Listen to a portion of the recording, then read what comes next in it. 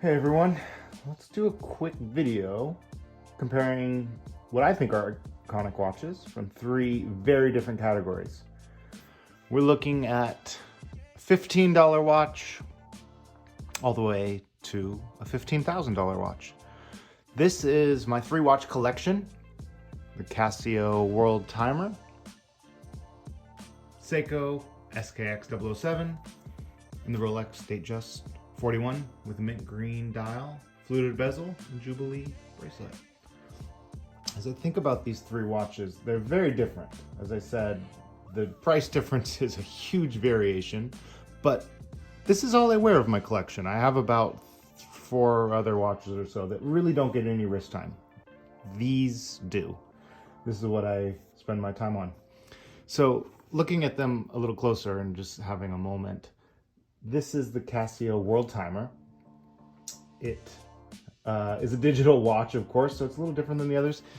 I believe it's a resin composite type case, and it has a very flimsy, thin strap. It is stamped Casio.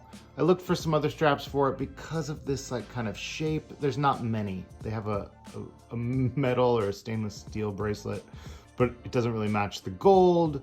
And to me, the cheaper, the better. I bought this a few years ago. It's actually still in pretty good shape. It has some scratches, but not much. Kind of compared to kind of what's going on here. It does have a little bit of water resistance. It says 10 bar. Of course, this is a digital watch. I don't really go swimming with it. This is my riding my bike watch, or moving something in the yard. I'm doing some digging, I'm trimming the trees.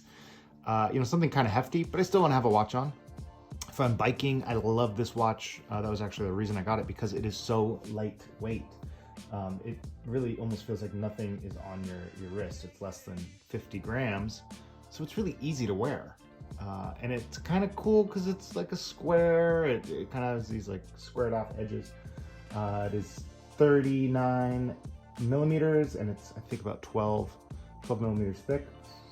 45 millimeter lug to lug width. It's very thin. It's very, very simple to wear. Like I've said a couple times, this is around the yard kind of watch. It is budget friendly, but it is interesting. It has it's called the World Time because it has these, you can see the map function here. It has digital time, of course, along the bottom, the day and the date, and then it has an analog clock up here, which is almost invisible. I never look at that. I do like the map feature, which is the reason I actually bought this watch in the beginning, because I thought that's just kind of weird and different, and I like it. It lights up. It has an orange glow. And this is a fun watch because what it is. It's cheap, but it's nice. I don't know. It almost has a police, fireman, EMT kind of vibe to it with this black cheap plastic bracelet. So this is my $15 beat around watch. Moving on, let's say mid-range, but definitely not. The Seiko SKX007. This was my first automatic watch I got years ago that kind of made me crazy about watches again. I was into watches when I was in college. I bought quite a few Victorinox Swiss Army watches. I had a few of them. Though they were quartz powered, they were just nice, and they're Swiss made. They just look neat. And then this came along. I thought, wow, a diver is so cool. Enough research brought me to what I thought was the King Classic entry-level automatic watch. I still think that today. I actually love wearing this watch so much. This is my travel watch or my camping watch, still a weekend watch, doing stuff. It's a lot bigger. It's pretty chunky, but it feels good. It's a 1996 introduced watch. I believe they made it till somewhere in the 2000s. And this was the last year they produced it, if I'm remembering right. I bought it with papers and the whole 9 yards, and then I ended up getting this extra strap for it, which kind of looks nice with this orange to match the orange Divers 200. This is the American dial. The Japanese dial has some extra print underneath the Divers 200. The day, the date, the time, This is all original watch. I did put a new crystal on it, but essentially I don't want to do anything that's not. I'm just gonna keep this really OEM. I like this thing as an original piece, and you can see over here I have an Uncle Seiko bracelet as a oyster and the original Jubilee. So here I am saying that I like to keep it original, but I do have all the original pieces and I kind of switch them out. I actually was going to switch this out when I started making this video today, and I thought, well, I'll leave it on this bracelet or on this rubber strap from Barton, because this is how I usually wear it. So I'll change it up afterward. You can kind of see the anti-reflective on the crystal there, which is the original shape. It has a little bit of a bezel cut right into the bezel there. Rotating timer. You can hopefully hear it. There's a great click to it. And this has been my companion for years now. I still will say this is budget friendly. At the time, I think I paid like $250 for this. They're still around that price, maybe $250 to $350, depending on, you know, if you find one in good shape.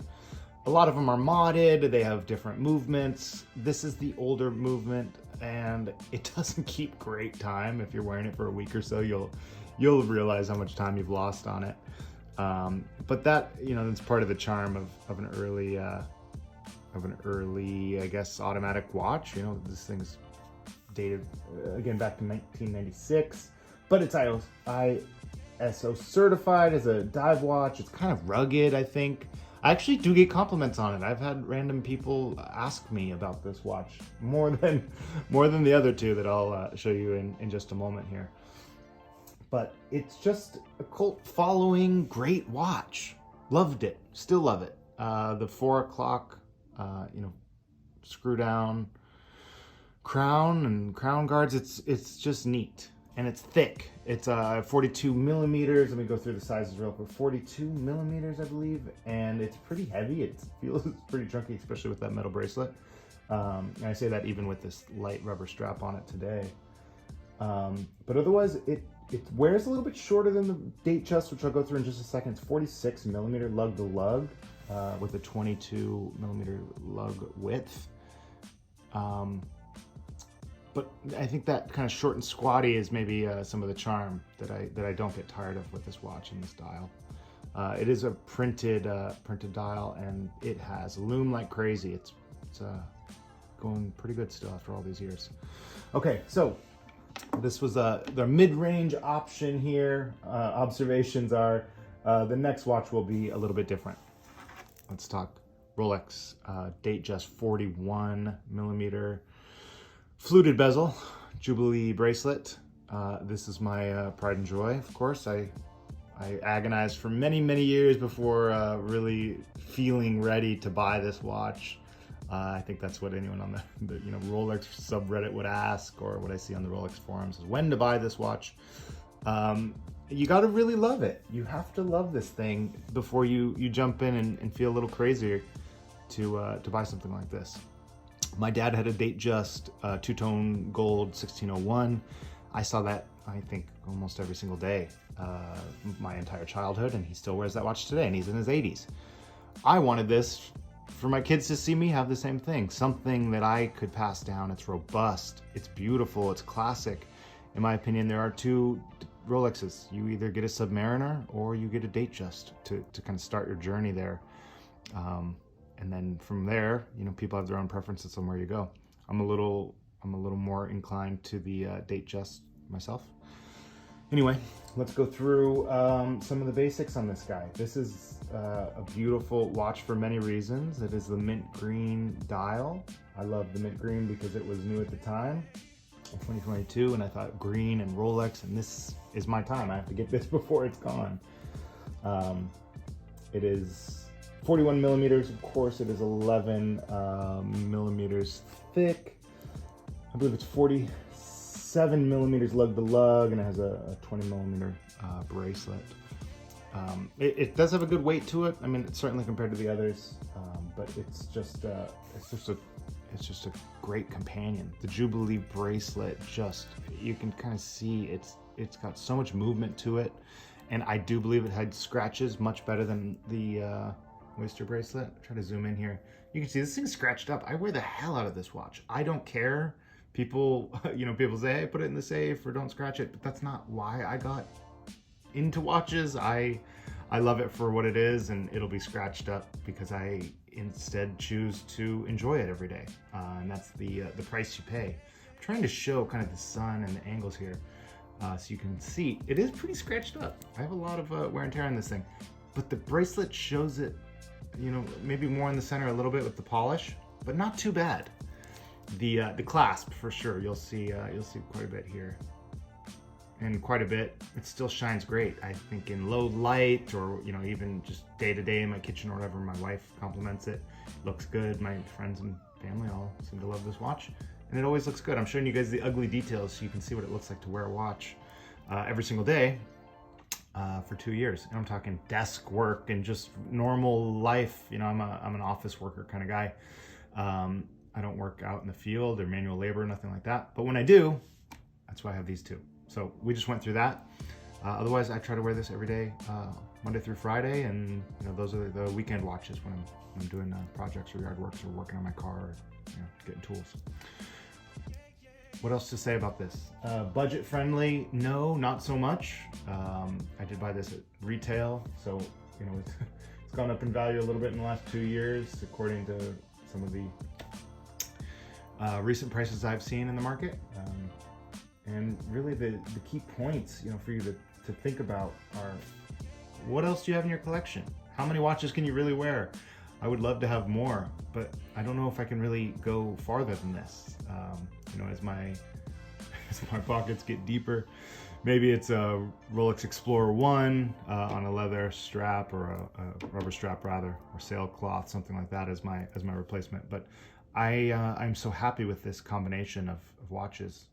It gives me a little bit of joy taking this Rolex off and switching it for either one of these, for the reasons I said. If I'm going on a bike ride, I don't need to have a Jubilee bracelet and my automatic movement, right? This is not what I'm doing day to day. What I'm instead doing is enjoying the activities, but still having a different watch to do it. I'm working in my yard or fixing my fence. I'm doing something with my car. I was working replacing some spark plugs and coil packs yesterday, and I was so happy to have the Casio. When I'm reaching into an engine bay, this is what I want to have on because it's so light, it's thin, and it's digital. Same with riding the bike. If I ever go down on my bike, which eventually you all will if you ride a bike, that'll happen. So that was my quick video. Thank you guys for watching. Definitely hit that subscribe button if you guys want to see more. Leave a comment if this is interesting. If I said anything wrong or stupid, that's fine too. Let me know. I'm always interested in learning what the rest of the world has to say. So this is my 3-watch collection. Curious what you guys have for yours. Thanks.